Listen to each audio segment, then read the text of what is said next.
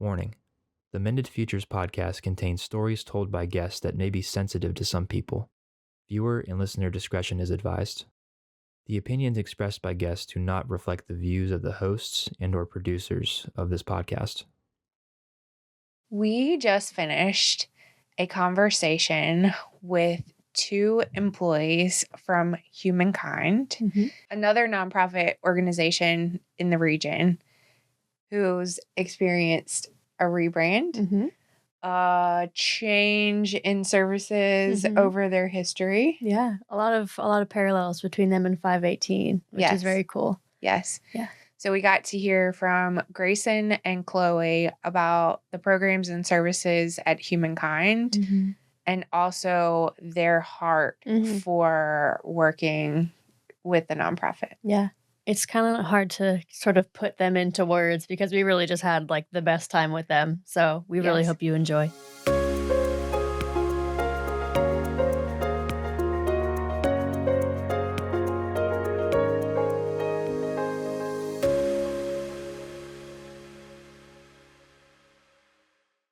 Having HumanKind here is a big deal because there are a lot of parallels when we're in the Vision 30 space, in the child welfare space. There's a lot of parallels between 518 as an organization, HumanKind as an organization. There's been a renaming, rebranding, evolving how services are offered. And I think that's affirming when you see another organization that has changed over time in a similar way. So welcome. Yeah, Thank you. So if you want to start just by introducing yourselves and telling us a little bit about HumanKind and what you do for them. Want to start? Sure. I'm Graycen. I'm the recruiting and training manager at HumanKind, specifically for treatment foster care. And as far as our program goes within HumanKind, we basically create a contracted network of foster families that can serve DSS across the state of Virginia, because DSS is divided up into individual localities. So we have a Lynchburg office, but it's going to serve Campbell County, Lynchburg, Appomattox. And so I get the privilege of working with any foster parents coming into HumanKind. I am the first person they talk to. I go through an interview process with them prior to them even starting the home study. So I've been doing this for about 5 years. Wow. And so any new families, I've always been their kind of buddy to walk them through this That's awesome. process. Yeah. That's amazing. Yeah. So that's who you are professionally. Who are you in other ways? That's a great question. I am rounding out my 20s. And so I just had a birthday this past week, 29. Happy birthday. Nice. Yeah. And I think that a big part of my 20s has been try everything. Just even if it's something that I've never done before, even if it I don't know anybody at the event, just show up. And I love that. So it's been a little bit of everything. I'm going to Puerto Rico this weekend. Cool. So I'm very excited about that. Yeah. So Have you been on a podcast before? I was on one for my church. Nice. And we were talking about emotional health and spirituality. So that was some light topics. Yeah. Yeah. Very comfortable. Yeah. Very easy. I was sitting there with my papers and Yeah. you must know yourself. Amen. Amen. So I've known Kloie her entire life. I met you yesterday, which I think is really interesting that I didn't know you and heard you speak on a panel. And now we get to sit together in a little bit more of an intimate conversational setting. Yeah. And you said something yesterday on a panel about foster care awareness, foster care in general, that was kind of mic drop. So I want you to say it again. And it has to do with what you just said about your 20s. What did your mom tell you? Oh, yes. I use that all the time. So my mom's told me that with decisions, we often have to try them on clothes to see how they fit us. And so we don't really fully understand how something is going to be until we experience it, and that it's 100% okay to try something and then be like, oh, wow, this did not feel on me how I expected it to be. And to feel the complete freedom to be like, nope, don't want to do this anymore, because you hold yourself back from so many experiences like fostering, which is a major commitment and complete lifestyle change, because you're so afraid of, I guess, letting people down. So yesterday, I'm sitting in the audience as a 40-something, and now I hear that you're 29, and I love the concept of reverse mentoring. There's so many things that we can learn from people who are younger than us. And you said that, and I thought, I'm going to say that to other people, and I'm going to credit you, but I needed to hear that as well. You know, you're in sort of a transitional period. Too. But that is so comforting. I like calling everything a pilot. Or calling it interim, because then you're giving yourself permission to fail, or you're giving yourself permission to pivot. But when you said try it on like clothes, this is the dressing room, and if you don't want it, it's okay to put it back. You don't have to buy everything. So thank you for that. Of course, it's been a guiding thing through figuring out who I am. Yes. And do you remember how old you were when she told you that? I think the first time I really got it was in my early 20s. My mom had a lot of, little one-liners that she said when I was a kid. But same. When you're 7 and she's like, I don't decisions know what you are like clothes. Life is like a box of chocolate. Where are the fruit snacks? Right. Exactly. So it really hit me in my 20s because I was very much like the analysis paralysis type. I was so afraid of people thinking I was flippantly making decisions that I feel would. that. Yeah. So the freedom of just being like, oh, well, I'm not going to live in that prison anymore. I can try that. Yeah. That's cool. So, Kloie, who are you at HumanKind and out in the wild? Yeah. So I am the volunteer and community relations specialist. I am on the communications team, so I get to do a lot of marketing, but also get to do a lot of community engagement. Cool. So that's kind of why Allison and I started meeting, really to see how can HumanKind be involved with the community more, because we all have the same goal to help, but how can we do that with more partners? So HumanKind is a nonprofit that is all around Virginia, and our goal is to meet clients where they are, see what do they define as a success for themselves, and then let's walk alongside them and see how can we provide the resources and services to them so that we can break those barriers. So we have a lot of different services that we do. One is foster care. We also have sponsored homes, which Allison got to learn a little bit more about, which is for individuals that have intellectual disabilities.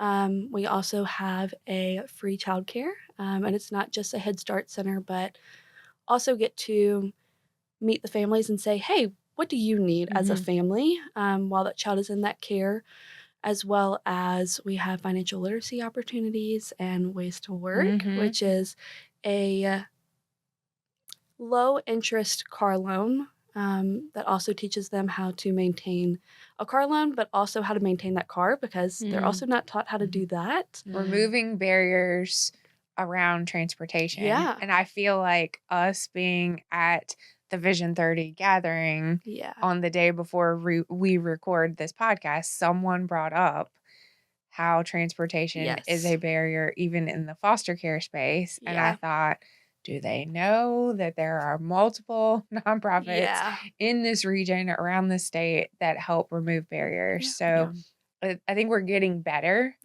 at talking about how we can help each other, but there's still a long way to go. And that's why those events exist, so that we can, hey, how can we help you get over this barrier? Right. But then we also do parenting education. So we do a lot, but it's really how can we help that individual and that family as a whole. Outside of work, I am a creative, so I like to do anything with my hands. I love to sew and upcycle, and I really just love to get to know people and know their story and see how I can just listen and help them and serve them. It's interesting that you're a volunteer coordinator, or I don't know your title, but volunteer related because you volunteer.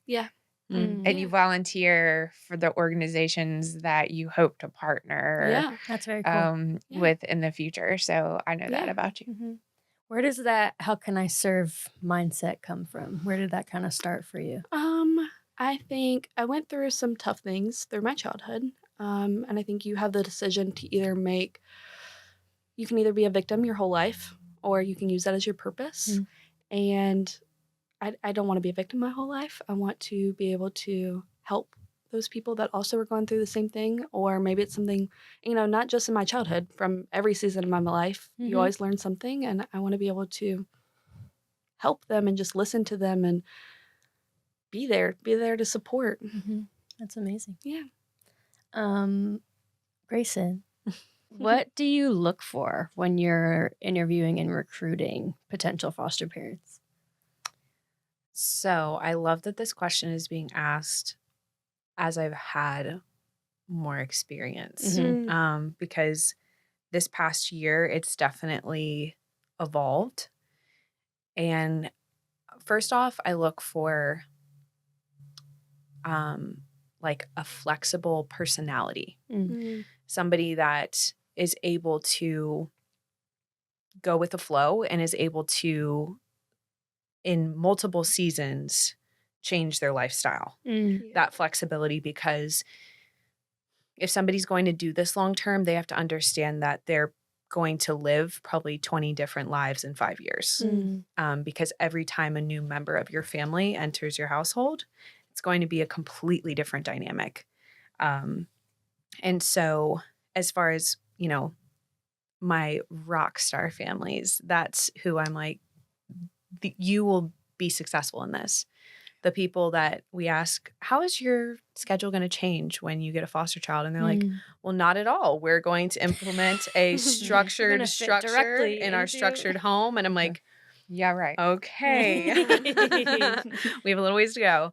So I think having that flexibility about life, not being like super tight gripped on it. I also look for somebody who has an empowered mindset when it comes to children. So there's a lot of people that will come in that are very concerned and they're scared. And I get it.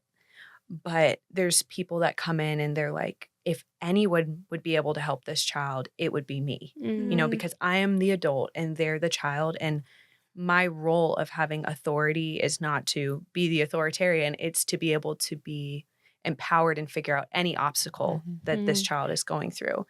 And so I love when I'm talking on the phone and we'll talk about severe behaviors, right? So I'll be like, so what if this child wants to run away all the time? Or what if they struggle with self-harm? Or, what if they've gotten a bunch of fights at school? And they're like, well, I think we'll be able to figure it out. Like, we could put locks on the tops of the front door, or we could put door chimes places. And they're very much like, let's figure this out for a child that they've never even met, And that's the people that I'm like, oh, okay, you are going to change the whole dynamic for this kid. Yeah.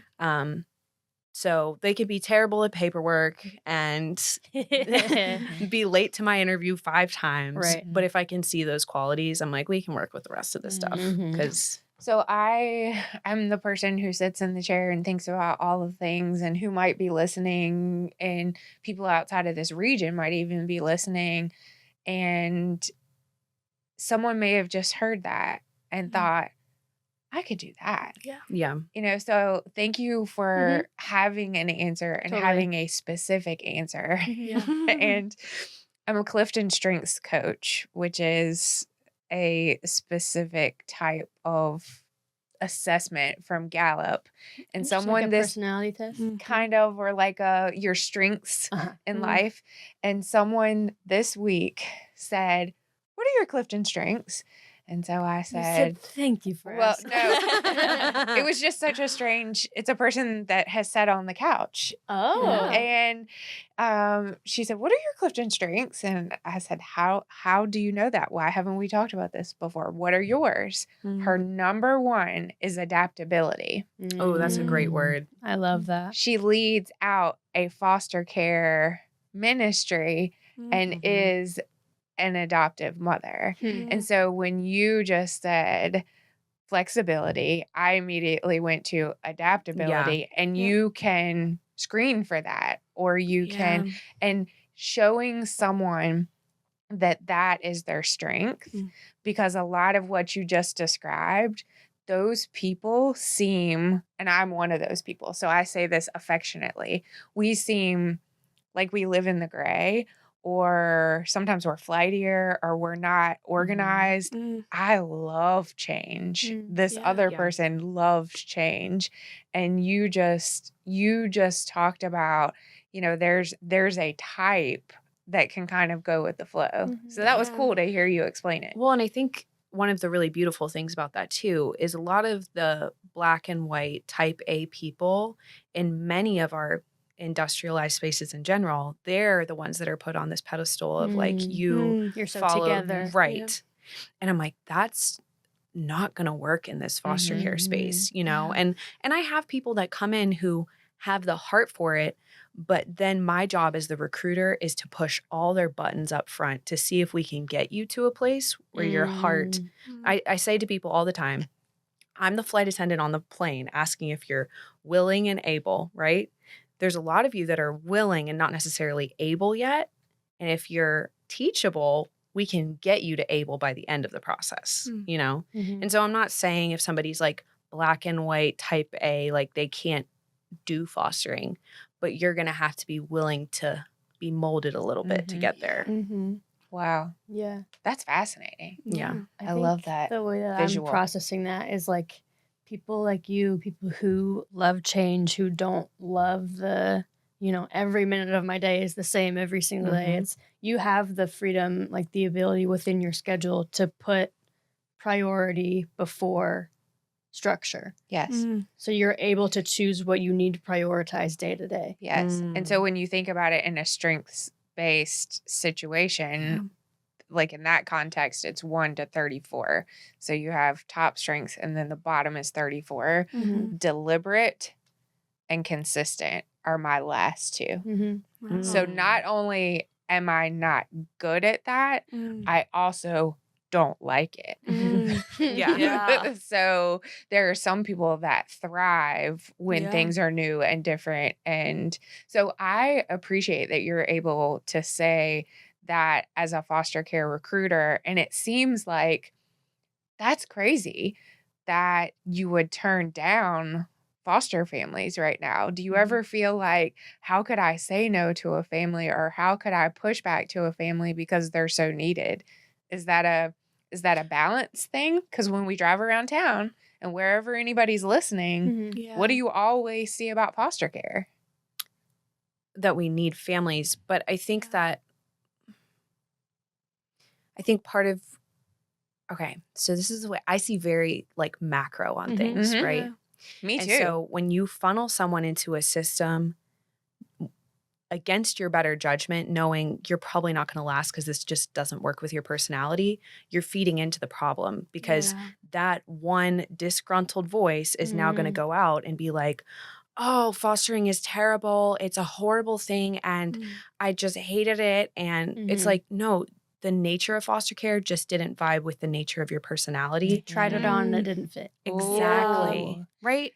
And I just keep thinking, so I'm like how you described your mother. I have one-liners. Once you know better, you do better. So I think hearing you talk about foster care and the willing versus the able, the will and the skill matrix, now we understand, because we've been doing foster care as a system for long enough, that there is a type, or there are some skills that will help you. And if you do that, or if you find people, it's going to be a better fit, because putting vulnerable kids in situations that you don't think are going to work is a perpetual broken cycle. Well, and it's more trauma. Yes. Because I have done this long enough now to see when there's that person that I'm just like, oh, my heart goes out to you because you want to do this so bad. And then we put them through and they have a placement for 6 hours and they're like, oh, I can't do this. Close my license right now and take this child back. And it's like, oh, okay. That's one more trauma. Yeah. And the child's like, what did I do wrong? Right. Nothing. Literally nothing. The adults in the room didn't handle this because we were too afraid of hurting someone's feelings.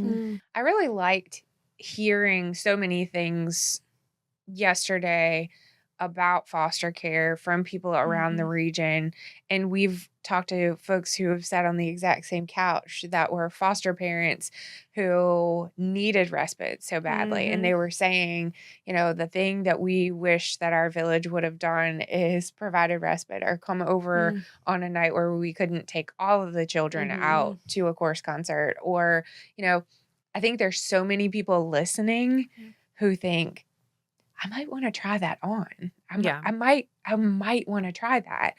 And I could try it for a weekend or I could try it for, and you know up front that the child is coming to you temporarily. So you've prepared your heart, you've prepared your mind. Yeah. If for it's something. chaos, it's 3 days of chaos. Right. Yeah. Right. It's like you can do anything for 3 days. You'll make it, Yeah. you know? Yeah, exactly. And at the end of the day, that's exactly what we needed you for. So at the end, you don't have to feel like a failure. Right. Yeah. Because it's like, we only needed you for 3 days anyway. So Right. if you come out of it and you're like, oh, yeah, this isn't really for me. Well, thank you for serving the purpose that you did. And that was a success in and of itself. You figured out about yourself. The child had a safe place. Yeah. So tell the people who are listening who have a heart or think they might have a heart for this, if they just heard you describe respite, what do they do if they think, I could do that? Where do they go? Who do they call? Well, me. Okay. Hey. Yeah. Definitely. As far as like the approval process for it, we have a very streamlined process. So my other wonder twin in all of this, me and Eric, started around the same time 5 years ago. And we've created this very well-oiled machine. So our approval process only takes 2 months. I start out with everybody. As you can tell, I take this very seriously. So I do an application that's pretty simple and interview process before they start the home study. Because the home study is a lot of paperwork, visits to their home, trauma-informed parenting. So I do a little preliminary vetting up front to make sure we're all feeling good. And then they go into this 2-month process of getting approved. The great thing is we approve all of our families with a full license. So if they do respite and they're like, wow, I really like this, I really think I could do this long term, they already have a full license. So they can just transition straight into long-term care, their next placement. Cool. So, And so for people listening, when you said it's a really streamlined process, it only takes 2 months, there are probably some folks out there like, what? yeah. Whenever you work with minors, there are going to be so many layers of protection. So folks who are listening, you know, the child is the client and the child's safety is paramount. So Well, and it takes 2 months for me to get to know you well enough for me to put one of my kids with you, Right, you know? right. Absolutely. Because we can sit here and do a bunch of paperwork, but you can write whatever you want on paperwork. I mean, one of the things that I've really leaned into in this 5th year of this job is if I get a gut feeling about you, like if I wouldn't have my godkids stay with you, nope. And I can't get gut feelings off paperwork. I need to spend time with you. I need to get to know you. And also that 2-month process is really, it's not just about getting someone licensed. It's about fully preparing them because it's a like spiritual process, for lack of a better term. They're going through this process of preparing themselves mentally, preparing their home. And so they might be Preparing like, that their sounds heart. long. Yeah. But you're going to be changing your whole lifestyle, you know? Yeah, Right. totally. So, 518 talks about meaningful relationships Yeah. and the fact that everyday people, ordinary people can make a big difference in the community. And over 2 months, you are forming a meaningful relationship with the people who are willing to step in the river and help a child, but really you're helping a family. Yeah. So I think that's huge. Yeah. Kloie, switching gears a little bit, because people are listening around the region and beyond, and they're probably like, HumanKind, what is that? Yeah. Tell the people a little bit of the history. So, what did it used to be? What did the services used to look like? How Yeah. are there some similarities between 518 and HumanKind? Yeah. Tell some of that story. Yeah. Anyone who's listening that's from Lynchburg knows us as the Pres Home. Beautiful campus. We used to house a lot of children there. Started with 5 children. So it But- was the Presbyterian Orphanage. Yes, it was an Okay. orphanage. And that's, children were living there until the early 2000s, Yep. which is crazy to think about. And then we had group homes for our adult services. And then we kind of had to evolve to what does the community actually need now? And the community doesn't necessarily need an orphanage right now. Right. And a lot of, things change with policies and all of Yeah. that too. And So once you know better, you do Yeah. better. So there are sure. so many parallels I did not to know that. That's very Yeah. cool. And I'm a former history teacher, so this is Yeah. your history lesson. And if you need to speed it up, don't skip it. But if you need to speed it up, you can. But over 100 years ago, Yes. there was a need for an orphanage, Yeah. and they Yep. used the word orphan. Yep. The founder of, or the founders of Patrick Henry Yep.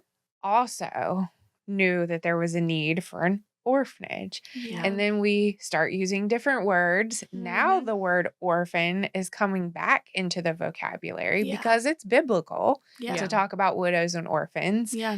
When you hear of Mr. Day, the CEO of 518 Family Services, he talks about his orphan spirit. Yeah.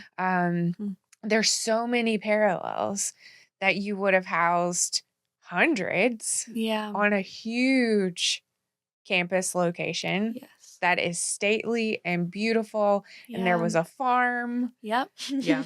Patrick Henry Yep. Yeah. was on Patrick Henry Founding Fathers land. Red Hill. Yeah. Living in cottages, living in cottages on the Yeah. Pres home. Yeah. So many similarities.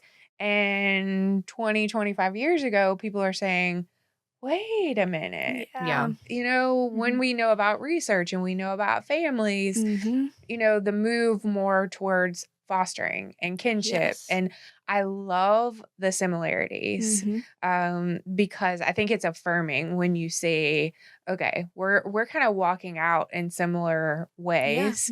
There's more of a mental health component to the 518 ministries. Yeah. There's more of a financial literacy, a financial piece at Yeah. HumanKind, and Yeah. your spread across the state Yeah. is a little bit different. But Yeah. I think it's neat. A lot of people listening are probably thinking, wow, they should be rivals. Yeah. Mm. But I love that the spirit of 2025 Yeah. is we're collaborators. Yes. We're working together. So I think that's really cool. Yeah. Yeah. Well, So- if we're rivals, then how do we help the community fully? I think Right. that's Absolutely. And we don't do the same things. 518 and HumanKind doesn't do the same things, but for one client, if we came together for that one client, we could wrap around them fully. Yes. Right. And you That's are cool. referral partners. And I think Yes. that is so neat. When we heard, you know, sometimes transportation is a barrier to foster care. Well, you know, that's cool. HumanKind Yeah. has ways to work. Or Yeah. I think it's so neat that in this space right now that people are saying, how could we help you? You know, you Yeah. have this training or you have this process. Yeah. So I love that people are coming together and sitting at similar tables. Yeah. Yeah. So to bring it a little bit back to Sorry, I this went present way moment. off. You're good. You went history teacher and it was awesome. Yeah.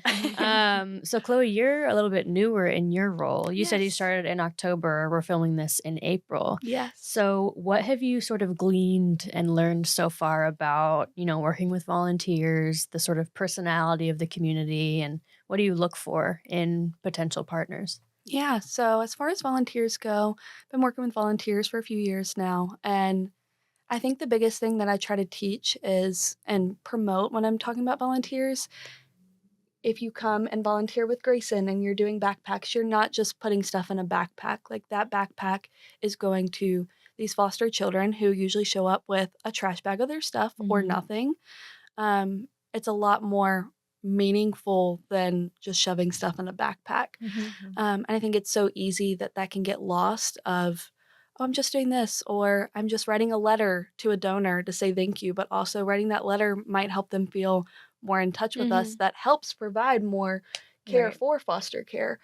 And then as far as community partners go, if we, and I continue to say it because I say it every single day, if we are not showing up, and also, like Allison said, I'm a volunteer. If I'm not going and volunteering with these partners, why would I expect for us to call them and them just be like, oh, yeah, we'll give you whatever you need? Like, no, I want to be there to support you as a whole. Modeling it, walking the walk. Yeah, you have to, because that's not a partner.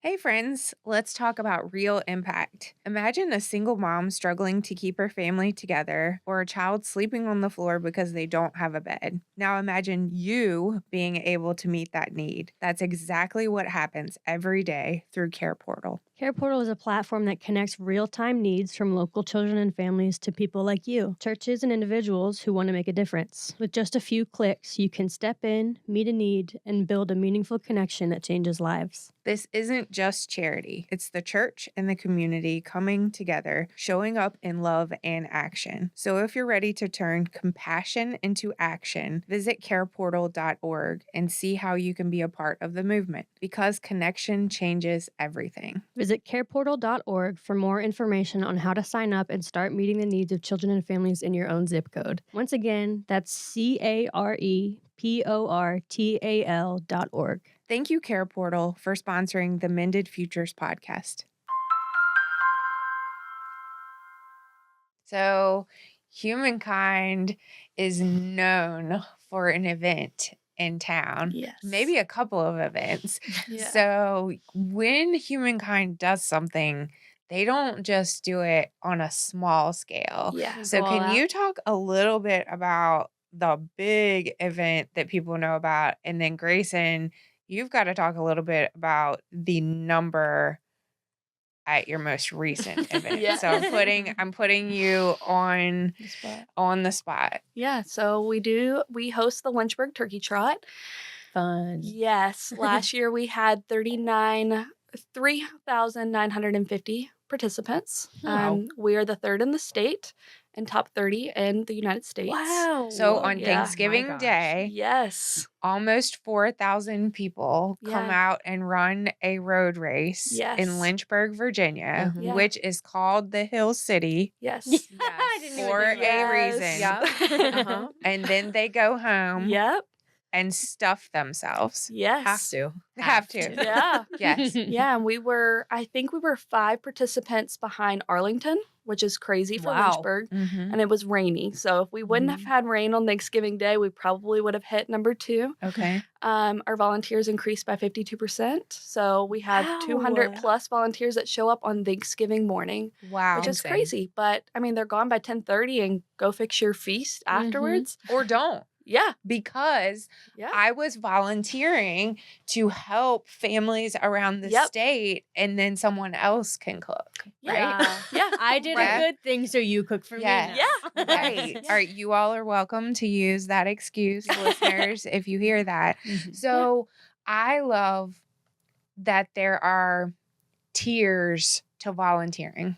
Yes. You can dip your toe in. Yes. If you want to dip your toe into the space, Mhm. go for a couple hours on Thanksgiving morning. Yep. Go pack some backpacks. Yeah.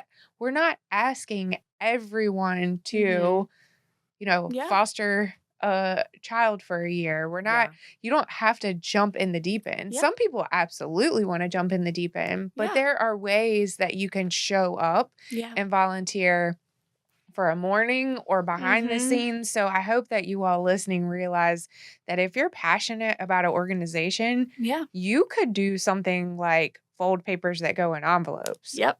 Or Yep. you could go on an afternoon.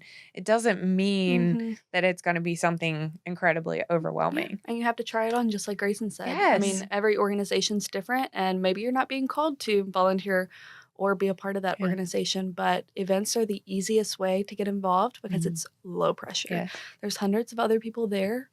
Or sign up and run. Yeah. So Yeah. that's another way. Or sign up and don't run. We even have that I option. love Yeah. That's We awesome. have, we have Graycen. literally a premeditated no-show option. That's amazing. Just donate just money. actually awesome. And I love, okay, so people, we're kind of brainstorming some awesome things to do. Yeah. And you get the shirt. So Yeah. no one knows. Yeah. How There you is go. anyone going to know that Yes. you Yeah. didn't They're just gonna really think run you're it? athletic. Yes. That's Like- actually so smart because it Yes. feels like almost like I did even my like part. you get people to donate and then they feel like I can also cancel a plan. Like Yeah. that's so cool. Way to go. It's or like a you could treat. do it. Yeah, you could do it on your own time. I love that. I love that. Yeah. Way to go, humankind. All right, That's Grayson, very talk smart. about the thing that just happened. So we have an annual Easter egg hunt for Mhm. our Bedford office. And every year we have been recycling the eggs. So this past weekend, we had 25,000 eggs. What? 25,000. And I hope Liam Yeah. zooms into Taylor's face for Like, this. Yeah. I can't like think of 25. yeah, and Yeah. honestly, let's just be for real. We haven't counted them, so it's at least 25,000. I Right. have no idea how many eggs are out there, but the kids, we had 2 separate egg hunts, one for like below 5 and then everyone above 5. And each egg hunt, they got all the eggs up in 10 minutes. What? So Sorry. parents out there whose children won't clean their rooms. Right. Yeah. They've tricked us. They have. It's a scam. It is. Yeah. They can pick Complete these scam. eggs up Yeah. very quickly. So who's the audience for the egg hunt? I mean, anybody can run the turkey Mhm. trot. Who can come to the egg hunt? So we actually have sponsors who sponsor the event. So it's 100% free to the public and anyone can come. Okay. So- Amazing. Yeah, I'm pretty positive it's the largest egg hunt in the Central Virginia Yeah. area. I've been scoping them out. I've been like, I Yeah, feel like we yeah. need Like I think we got yeah. this one I beat. think we like Yeah. Guinness Book of World. We need some Guinness Book of There World we Records here. go. Like, what's the largest turkey trot and, And egg. you Yeah. know, Yep. yeah, and the egg hunt. Wow. Yeah. So you do have some forward facing events for Yeah. folks, but if you try to find humankind, Mhm. I've lived in this region my entire life. Mhm. And part of my history, and one of the reasons why I think I have a heart for this space, is my Yeah. grandfather was an orphan Yeah. and lived at the Presbyterian home when his Yeah. mother died in childbirth. And I've heard about the Presbyterian home, now Humankind, my entire life. Yeah. And up until a few weeks ago, I'd never been there. And Yeah. I tried to get there Wow. and I couldn't get there. Right. 100%. You all are tucked Mm-hmm. in a beautiful part of Yeah. this region with a huge campus. Can you tell the people what's on your campus and why they might even want to or need to come there? Yeah, we have a garden that I think it's Master Gardeners.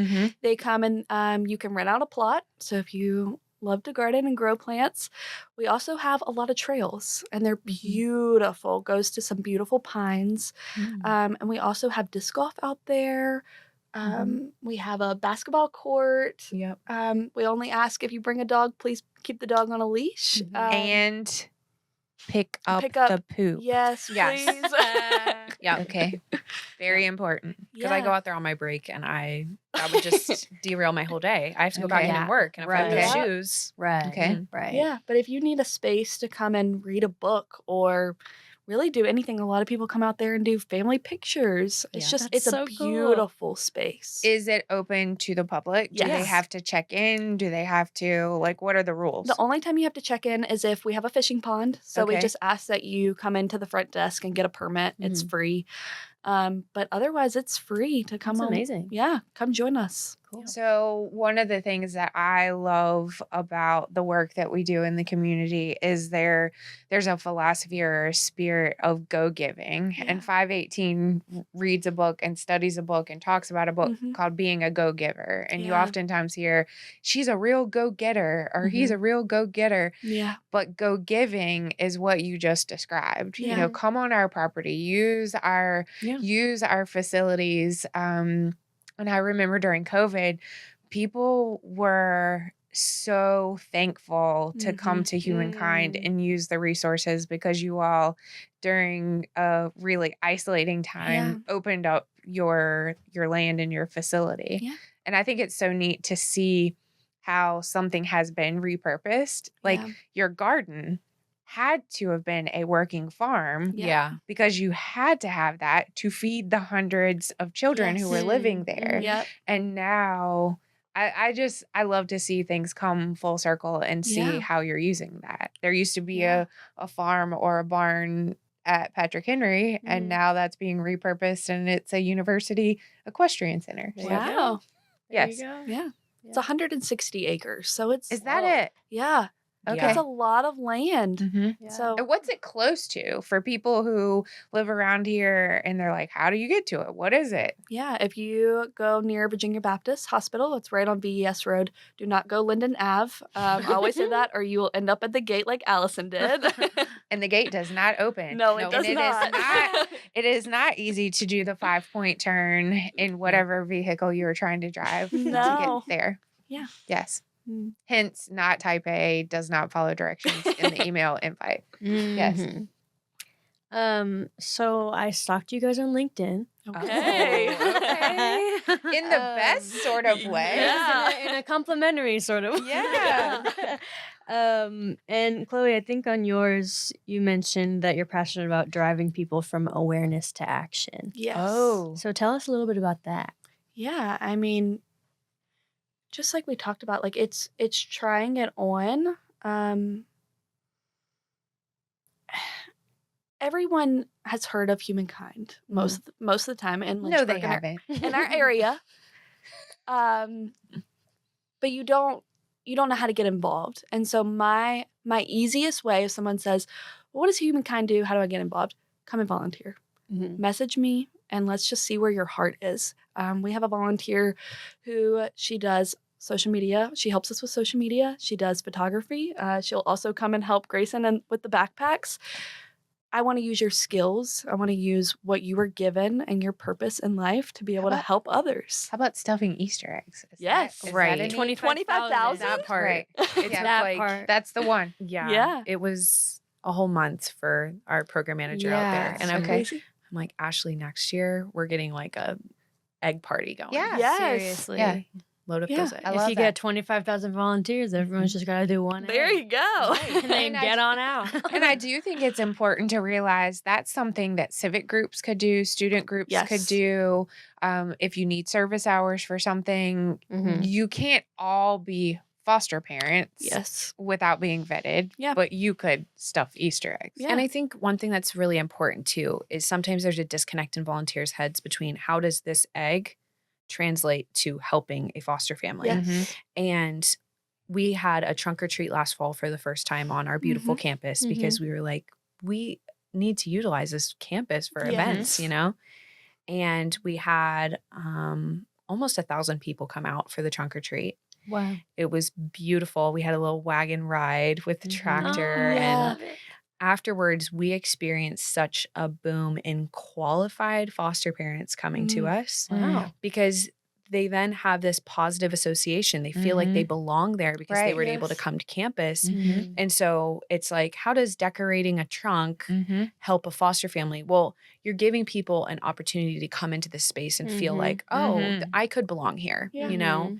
And so I think that people can, for events, can be like, how does this really Yeah. impact? Mhm. And it's like, it's giving us awareness to get the right people in the building. Mhm. So That's cool. Yeah. And I mean, I've seen volunteers come for requirements. So for school hours that they need or for community service court ordered things. And that's okay. Yes. Yeah. And I have seen one of my favorite volunteers. She came for court ordered and she had never volunteered anywhere before. And after her time was done, she still continued to come every Cool. single week because we were family. Wow. And we'll go and get food together and everything else. But Belonging. yes. Yeah. Volunteers want belonging. Yes. Yeah. I think we are born to crave community. That might look different for everyone. But I know, especially when I got into nonprofit, it changed my life to have a community. It was exactly what I needed. And I think volunteering is not the only way, but it is a easy way to just try it out and see if that's where you fit. I keep thinking of a story, and one of the senior leaders from 518 shared it a few weeks ago. It's the story about the custodian at NASA. And someone said, "What do you do here?" And his answer was, "We put people on the moon." I put people on the moon. Right. And he's the custodian. Right. Yeah. And so when I think about what you're sharing, if everyone knows the mission, if Yes. everyone knows the goal, Yeah. then we can say, I stuffed this egg, or I volunteered here by writing letters or the backpacks or volunteering at the turkey trot, but I made a family stronger, or Yeah. I kept kids safe. If we had that sort of similar, we put people on the moon, Yeah. sort of idea, then it would make sense. Yeah. It's powerful. It's the same thing as everyone says, open a door and you never know. Open a door for someone and you never know what that's going to do. It's the exact same thing. Right. You have no idea what you showing up to an event to volunteer is going to do. Truly. For you. Yeah. I love that. Yeah. I love I think I'm coming out to help someone else, but really Yes. it is there. I think you have to get closer to the mess to see the miracles. Yeah. Come into the space, come into the vulnerable space. Yeah, then you see why it's worth it. And you might experience things that you never would have experienced. Yeah. Yeah. So Kloie, you just shared a story of hope about the volunteer. Yeah. Graycen, what's a story you can share that would remind you of why you do what you do? I think, first off, I really have the benefit in my job of there's not really a week that goes by where I don't see why I do what I do. Yeah. Because in treatment foster care, so if you kind of understand how this space works, we're getting contracted to take any children that DSS is not able to place. So And the so- harder to place. Yeah. Is that what treatment means? Yeah. And I think that depending on the size of the DSS, they might just not have the capacity. So it doesn't necessarily mean that every child getting referred to us has high behavioral needs. But the high behavioral needs children would definitely be coming to us, right? Or And so- teenagers? Teenagers, sibling groups. It's interesting. Teenagers get a really bad rap. But to me, sometimes I'm like, they're more of the lower behaviors because I mean, at the end of the day, people are always like, oh, I want a baby. And I'm like, babies can't dress themselves. Babies can't feed themselves. Babies Like, never sleep. yeah. Or mine didn't. Right. And Right. teenagers, they Love sleep all the time. They're like, I'm going to my room. I'll Right. see you later. Yeah. Yeah. So we do get the worst of the worst situations. When you're looking at crime reports on the news, most of the time there's children somehow attached to that, and they're not going to be mentioned in those articles. Because they can't be. Right. Yeah. But they're the ones that are coming to us, right? So when you see a domestic violence situation where mom gets murdered, where are those kids going? They're coming to us, you know? And so, I mean, a lot of people ask me all the time, how do you do what you do? Because I see kids coming out of sex trafficking. I see kids whose, family member just got murdered. And so No one goes into foster care because something good has happened to them. And I Right. think that's very important to understand. And when they aren't placed, oftentimes they're in a facility like a group home. Yep. So when you see teenagers in a group home, they're not always there because of their behaviors. Right. They Yeah. could be there because there is no other place for them. Right. Yeah. Yeah. And so every day that I pour my heart into recruiting someone and developing them to be a safe space for a child, and I know that I don't know what that person will be facing at the end of this as far as what referrals they're going to be offered to take. But I remember last year, I was going through the licensing process with a family. Eric had gone out for their last visit, and as Eric and Lauren were walking off the step, they got a referral for 3 teenage girls that had just been removed from a sex trafficking affiliated situation in Lynchburg. And I think a lot of people You that think can an go interstate, you think a big city, right, you think right. No, this was a hotel locally. Mhm. And she literally turned back around, knocked on their door, and said, "Hey, I know this isn't anything what we talked about in your home study. I know that you specifically said you want elementary age boys because of what's already But working would in your you home. take 3 girls? Yeah, would you take 3 teenage girls Yeah. who also, this situation is high profile, so you're basically like, this is like our mini form of witness protection for the next few Yeah. weeks, right?" And they look at her and they're like, well, we only have 2 beds set up, so we'll go to Walmart, you go get the girls. Wow. Wow. That gives me chills. Yeah. I would have had to say, "Can I call you back?" Yeah. No, Can I like think on it? immediately. Wow. But we'll figure it out. And the Ugh. room that they were going to stay in was a little bit smaller. And there was some physical disabilities, so we needed accessibility. And we get there and they're like, "So we were thinking maybe we'll move the girls into the master bedroom and we'll move all of our stuff into the foster kids' rooms because it's just not enough space for them." And we're Talk like, about flexibility, Right. adaptability. right. And I'm sitting there just like, oh my gosh.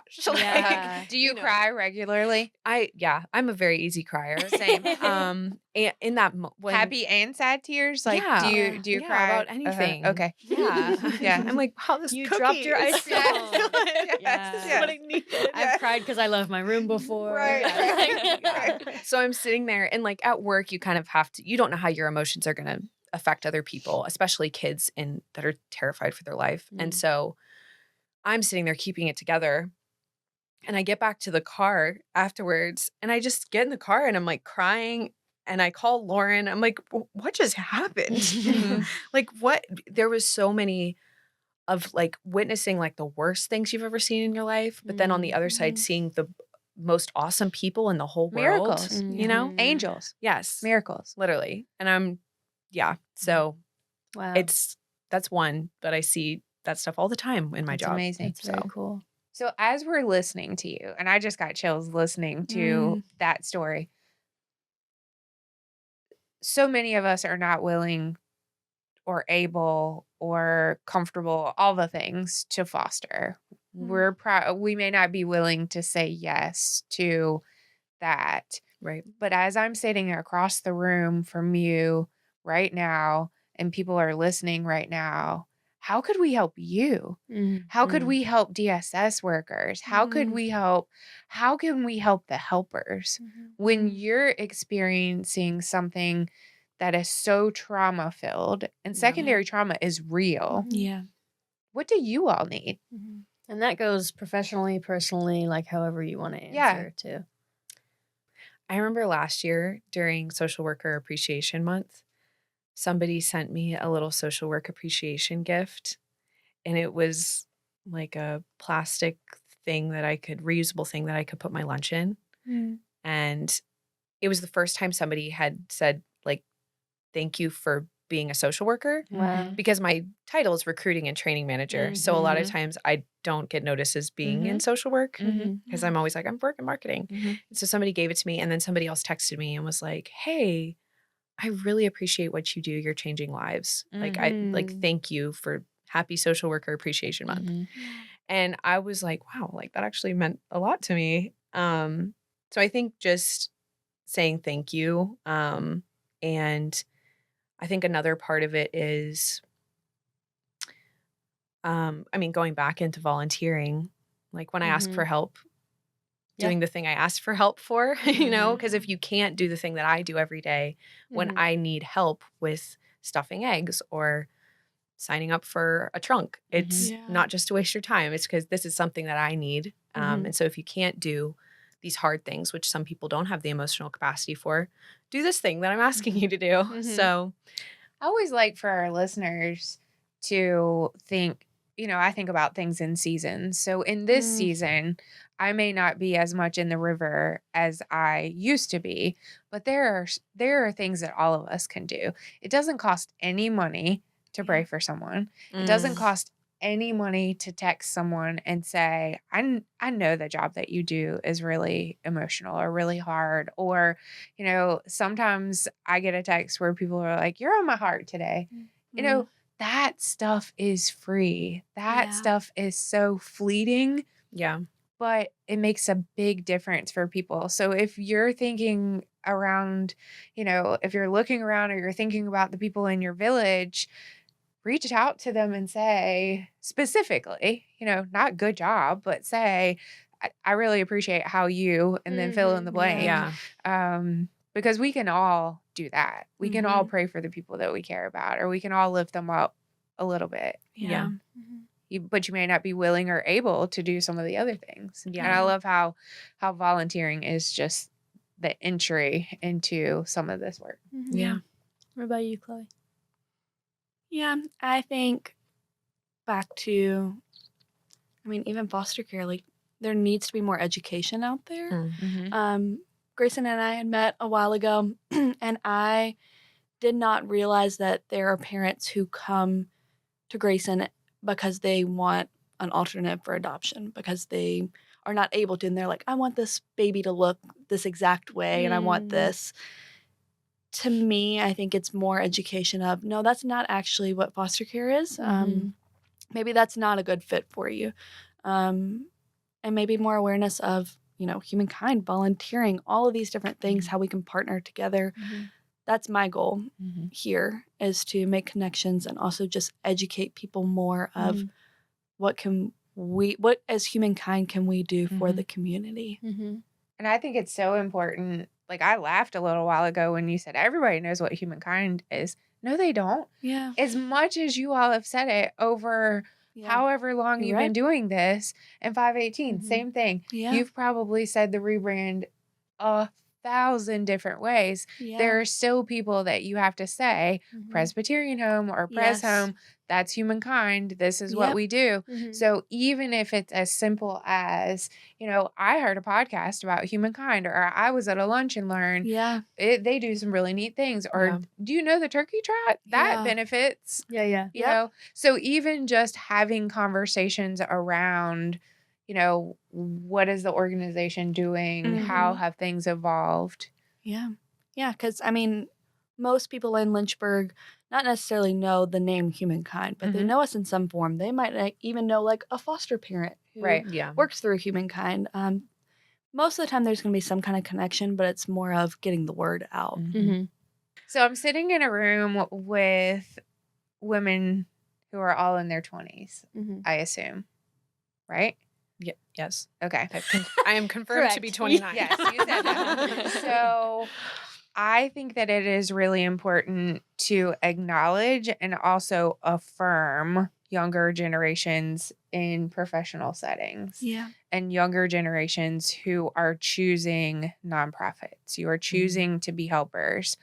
What do you wish that the older generation knew about you professionally, or knew about why you're choosing this space? Because I do think that is really interesting. I love generational things. I love history. The alphas are coming into the workforce this year, and what can younger generations teach others?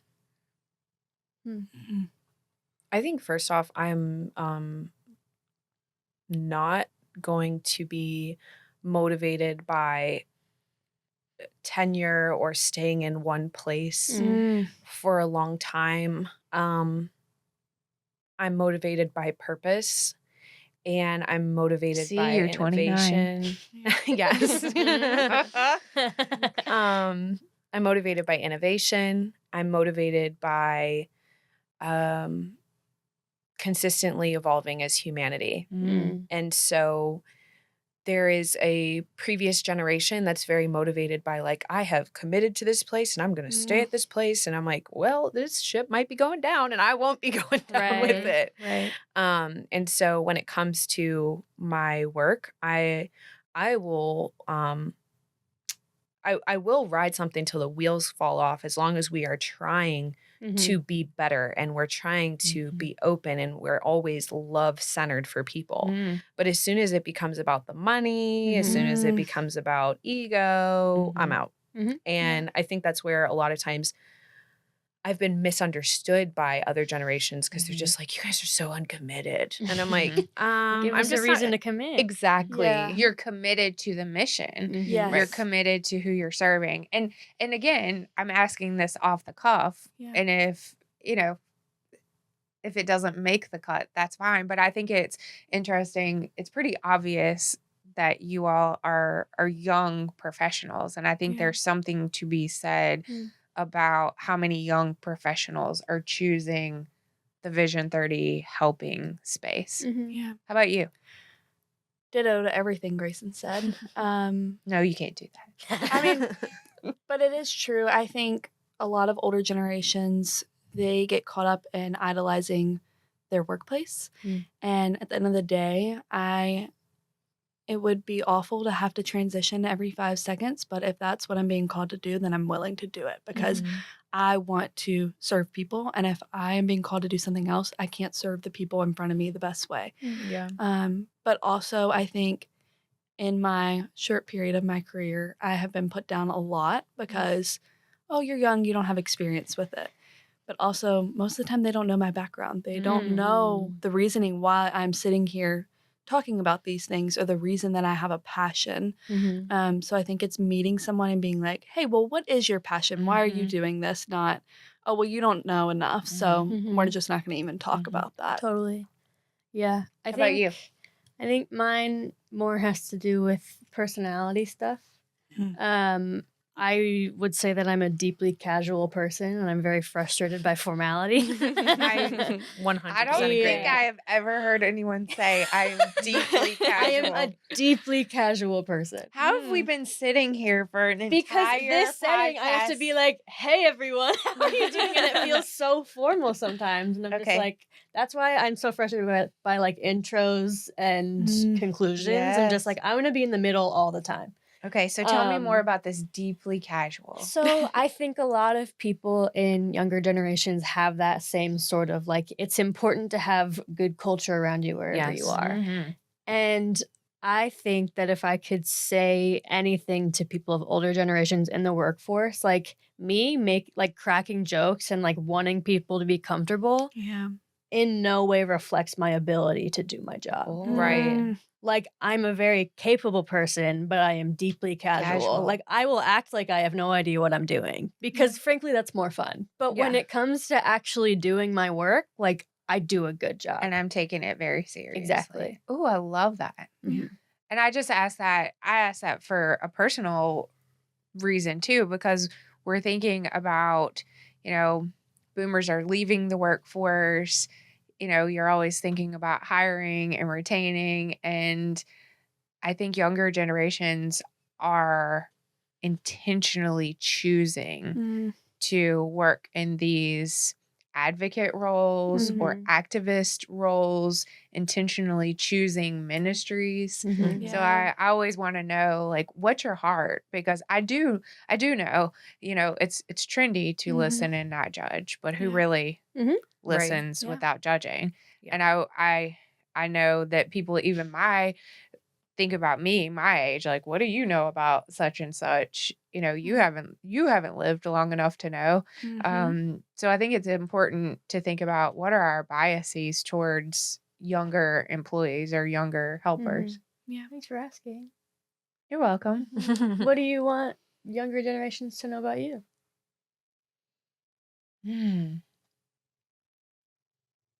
Why did you have to ask me that? Because you asked a good question and I wanted to be part of it.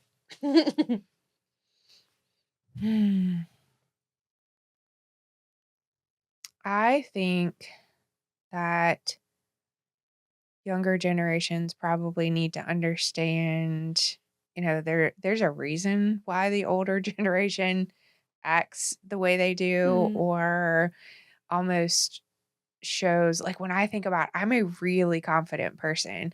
One of the things that will stop me in my tracks is if I don't know whatever the technology is. So that side of reverse mentoring is so interesting to me. Like, help me do the thing. Like, help me use the app, help me understand. I have always worked with and around teenagers, so I think I am typically up on language or slang, but it's a totally different, it's almost like being bilingual when you're talking about talking with younger generations. And I love that, but it can be scary when you don't even understand what people are talking about. And I loved that about Claudia with younger generations. She always wanted to know from employees here, like, what does that mean? She sat right there and looked up the origins of the word slay. Slay, yes. Oh. Yeah. What else? What did you say? What would I want people to know about you? Or about my generation? Can I tell you something? Sure. Some of the people who like are younger that work here, they're like, I was so intimidated by Allison because she's so smart and cool and capable. But then you get to meet her and it's like, she's so cool in a nice way. Like, Or she's so not. No, like she's so approachable, you know? I think you balance those two things very well.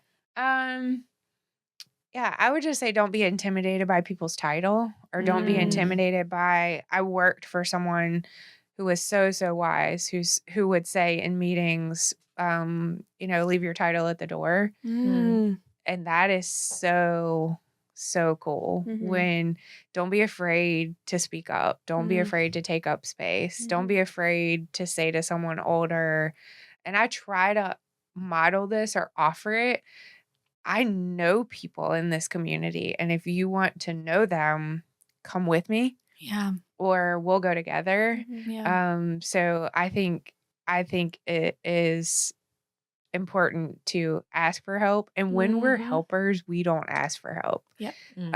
And my generation of people, we bragged about, I don't take sick days, or I don't take days off, or I don't do this. Like, maybe do that. Maybe it's like for balance. Yeah. Balance. Yeah. Balance. So yeah, I like that. we went way off course, so we can did, edit, but it's good. we can edit any of that. But I thought, as the audience is listening, they're probably like, these are 3 young professional women talking to one middle-aged woman. And oftentimes we're going to be in meetings where everyone is older than us. Yeah. I think even an example of what we were talking about as far as our age goes, this morning you said something about my outfit. This morning I changed at least 3 times and my boyfriend was over, and he looked at me and he's like, why do you keep changing? And I was like, because I am constantly looked at as the youngest person at the table, and I need to show up and dress differently. And he's like, but that's not your personality. Right. I think that's something that I have struggled with in my professional career. But then I also encourage younger people to show up and show their personality. Right. So it's something that I think we have to work on, but it comes down to judging, just like you said. And I recently had someone also tell me that if you were at the table, then you deserve to be there and you have a voice. And I think that's really important to remember. That's good. Yeah. Well, thank you for indulging in my generational talk. Yeah. I enjoyed it. Yeah. Same. Love it. Yes. Cool. This was great. So fun. Yes. Thanks for being here. Well, thank you for having us. Yes. Yeah, thanks for being here. Thank you. Yeah. Thank you for listening to the Mended Futures podcast, hosted by Allison Jordan and Taylor Melvin, produced by Liam Chafin, Sue England, Allison Jordan, Robert Day, Sully Jugar, and Taylor Melvin. You can find us on YouTube and wherever you get your podcasts. If you enjoyed today's episode, be sure to like, share, and subscribe to see more.